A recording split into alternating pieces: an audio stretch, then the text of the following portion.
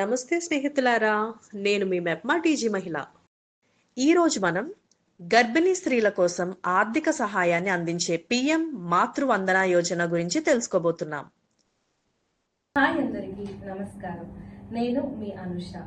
ప్రజ్ఞ virtual training అకాడమీకి స్వాగతం. ఈరోజు మనం ప్రధానమంత్రి మాతృవందన యోజన గురించి తెలుసుకుందాం. PMMVY అనేది గర్భిణీ స్త్రీలకు మరియు తల్లి అయిన మహిళలకు ఆర్థిక సహాయం అందించడానికి కేంద్ర ప్రభుత్వం ప్రారంభించిన ఒక కీలకమైన పథకం. ఇది 2017లో ప్రారంభించబడింది.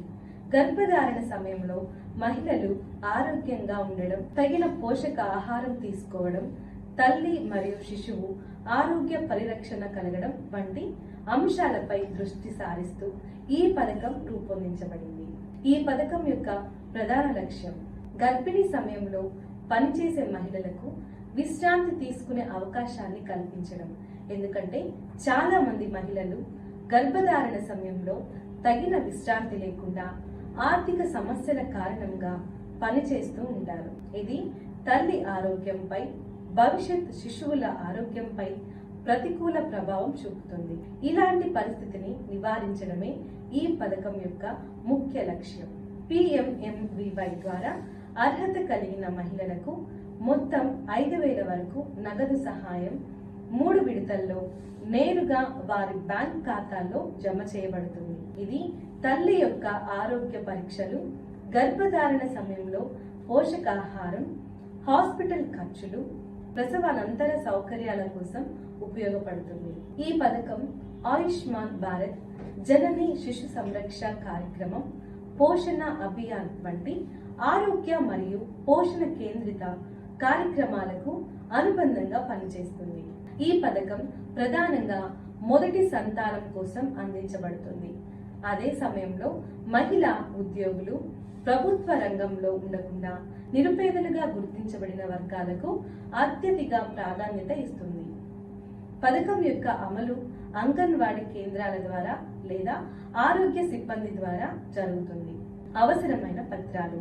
PMMVY పథకం కింద గర్భిణీ స్త్రీలు పథకానికి దరఖాస్తు చేయాలంటే వారు తమ అర్హతను నిరూపించేందుకు మరియు నగదు సహాయం పొందేందుకు కొన్ని ముఖ్యమైన పత్రాలను సమర్పించాల్సి ఉంటుంది. ఈ పత్రాలు సరైన విధంగా సిద్ధంగా ఉంటే పథకం ప్రయోజనాలు సకాలంలో అందుతాయి. ఇప్పుడు ఒక్కొక్క అవసరమైన డాక్యుమెంట్ ను విపులంగా తెలుసుకుందాం. మొదటిగా అత్యంత ముఖ్యమైనది ఆధార్ కార్డు. ఇది లబ్ధిదారురాలి గుర్తింపునకు ప్రధాన పత్రం. ఆధార్ ద్వారా ఆమె పేరు, వయస్సు, చిరునామా మరియు బయోమెట్రిక్ సమాచారం ధృవీకరించబడుతుంది. ఇది బ్యాంక్ ఖాతాలో లింక్ అయి ఉండాలి. రెండవ పత్రం బ్యాంక్ ఖాతా వివరాలు. లబ్ధిదారురాలికి తప్పనిసరిగా తన పేరుతో ఉన్న సేవింగ్స్ అకౌంట్ ఉండాలి. ఇందులో ఖాతా నెంబర్, IFSC కోడ్ ఉండే పాస్బుక్ కాపీ లేదా క్యాన్సిల్ చెక్ సమర్పించాలి. ఈ ఖాతా ఆధార్తో లింక్ అయి ఉండడం వల్ల నగదు నేరుగా జమ చేయడం సాధ్యమవుతుంది. మూడవ అవసరమైన పత్రం గర్భధారణ రిజిస్ట్రేషన్ సర్టిఫికేట్.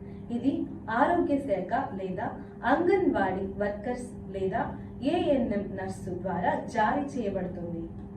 ఇందులో గర్భధారణ తేదీ, తల్లి ఆరోగ్య స్థితి మరియు వైద్య పరీక్షల వివరాలు ఉంటాయి. నాలుగవ పత్రం అడ్రస్ ప్రూఫ్.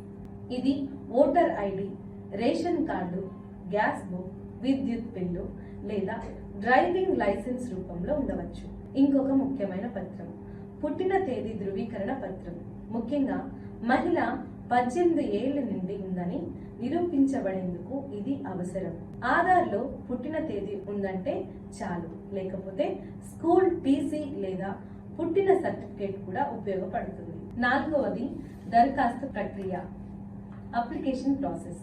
PMMVY పథకం కింద గర్భిణీ స్త్రీలు ప్రభుత్వ ఆర్థిక సహాయం పొందాలంటే వారు నమోదు ప్రక్రియ, అప్లికేషన్ ప్రాసెస్ ను సరైన సమయంలో సరైన పద్ధతిలో పూర్తి చేయాల్సి ఉంటుంది. ఈ దరఖాస్తు ప్రక్రియను ప్రభుత్వం చాలా సులభంగా, పారదర్శకంగా మరియు ప్రజలందరికీ అందుబాటులో ఉండేలా రూపొందించింది. ఇప్పుడు దానిని దశల వారీగా వివరంగా తెలుసుకుందాం. మొదటి దశ, గర్భిణీ అయిన మహిళ తన గర్భధారణను మొదటి 5 నెలలలోపు స్థానిక అంగన్వాడీ కేంద్రం లేదా ఆరోగ్య కేంద్రం పిహెచ్సి ఆర్ సిహెచ్సి వద్ద నమోదు చేయించాలి. ఇది చాలా కీలకమైన దశ.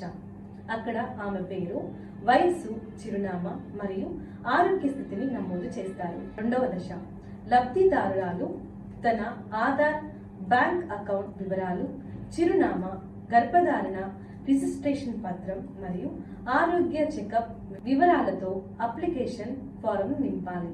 ఈ ఫారం PMMVY 1A అనే రూపంలో ఉంటుంది. దీన్ని అంగన్వాడీ కార్యకర్త లేదా ఆశా వర్కర్ సాయంతో నింపవచ్చు. మూడవ దశ, ఈ అప్లికేషన్ ఆఫ్లైన్ లేదా ఆన్లైన్ రూపంలో సమర్పించవచ్చు.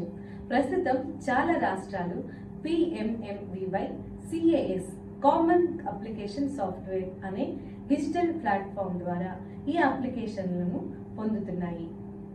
ఇది అంగన్వాడీ సిబ్బంది లేదా ఆరోగ్య సిబ్బంది ఉపయోగించే ప్రత్యేక గవర్నమెంట్ సాఫ్ట్వేర్. నాలుగవ దశ, అప్లికేషన్ సమర్పించిన తర్వాత మొదటి విడతలో 1000 రూపాయలు లభిస్తుంది.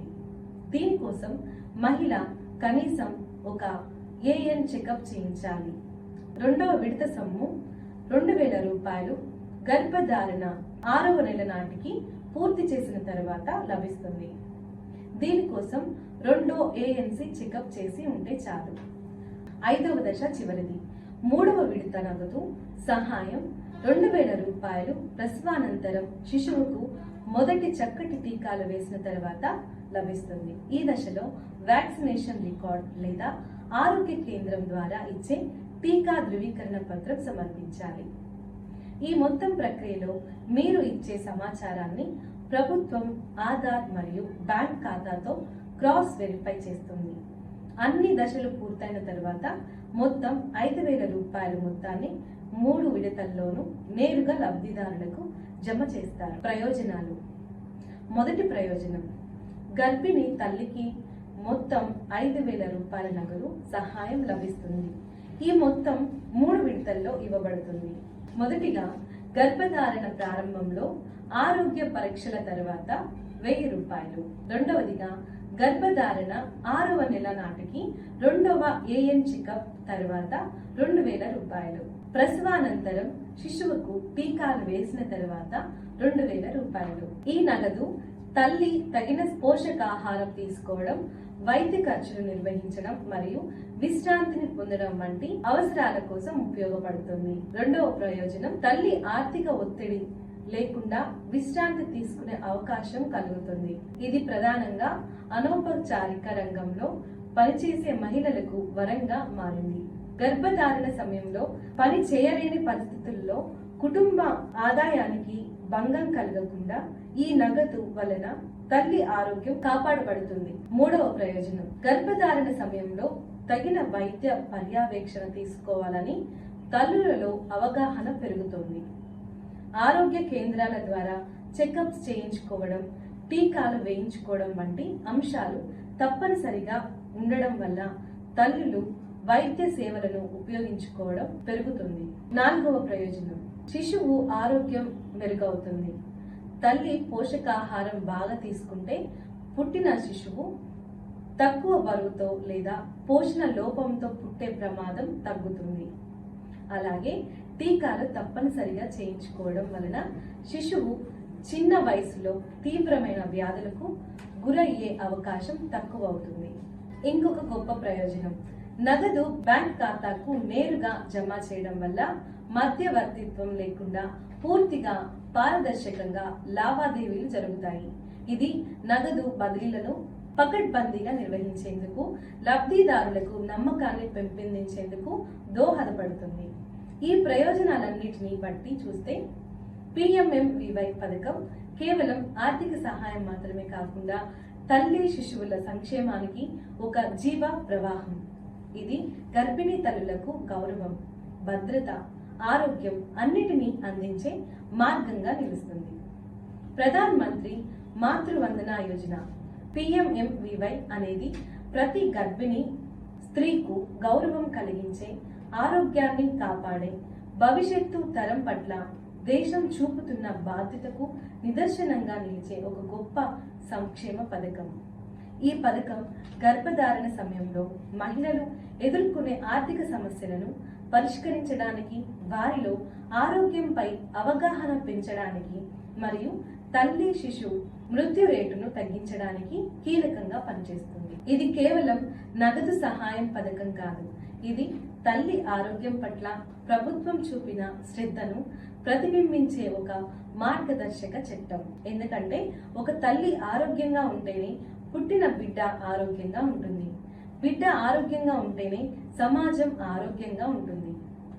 ఈ గొప్ప భావనతో రూపొందించబడిన ఈ పథకం గర్భిణీ స్త్రీకు ఆమె తల్లి తన దశలో విశ్రాంతి, పోషణ, వైద్య పర్యవేక్షణ, గౌరవం అన్నిటినీ సమంగా అందిస్తుంది. ఈ పథకం ద్వారా గర్భధారణ సమయంలో ఆర్థికంగా నలిగిపోయే మహిళలకు 5,000 రూపాయల నగదు సహాయం ఇచ్చి ఆమెకు ఒక భరోసా కల్పిస్తుంది.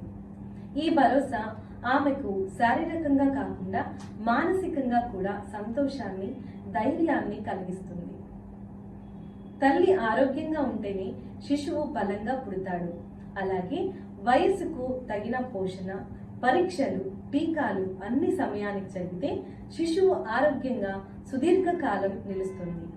ఈ పథకం ద్వారా వైద్య సేవలు, అంగన్వాడీ కేంద్రాల ద్వారా పర్యవేక్షణ, బ్యాంక్ ట్రాన్స్ఫర్స్ పద్ధతిలో నగదు పంపిణీ వంటి వ్యవస్థలు ఉపయోగించి గర్భిణీ స్త్రీ జీవితంలో పారదర్శకత మరియు నమ్మకాన్ని నాటుతోంది. ఇకపై తల్లి ఆరోగ్యం ఒక కుటుంబ వ్యక్తిగత బాధ్యతే కాదు, దేశం మొత్తం కలిసి చూసుకోవాల్సిన అంశంగా మారింది. ముఖ్యంగా గ్రామీణ ప్రాంతాల మహిళలు, రోజువారీ కూలీలు, నిరుపేద వర్గాల గర్భిణీలు ఈ పథకాన్ని పూర్తిగా వినియోగించుకోవాలి. ఎందుకంటే ఇది వారికి ప్రభుత్వం అందిస్తున్న ఆత్మవిశ్వాసం మరియు గౌరవం. వారికి అందించే సహాయం కేవలం సొమ్ము కాదు, అది తల్లి కోసం సమాజం చేస్తున్న నిబద్ధత. ఈ పథకం ప్రతి తల్లి హక్కుగా ఉపయోగించుకోవాలి. ఇది ఆమెకు కాదు, సమాజానికి అవసరం. ఎందుకంటే తల్లి ఆరోగ్యంగా ఉంటేనే దేశం బలంగా ఉంటుంది. ఈ పథకం ద్వారా తల్లి బిడ్డల ఆరోగ్యం కోసం ప్రభుత్వం ఇచ్చే ప్రోత్సాహాన్ని ఉపయోగించుకోండి. ఇప్పుడు మనం నేర్చుకున్న టాపిక్ పై కొన్ని ప్రశ్నలను చూద్దాం.